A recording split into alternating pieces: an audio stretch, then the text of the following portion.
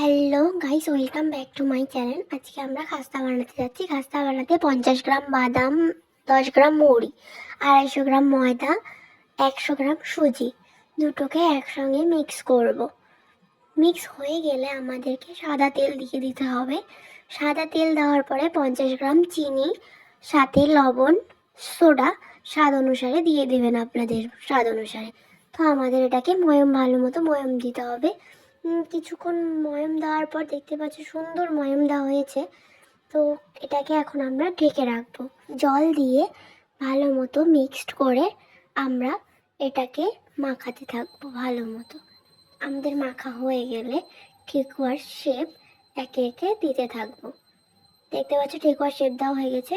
এগুলো সব আমরা ঠেকুয়ার শেপ দিয়ে নেবো। ঠেকুয়ার শেপ দেওয়া হয়ে গিয়েছে, তেল গরম হয়ে গেছে, একে একে ঠেকুয়াগুলো ছাড়তে থাকবো।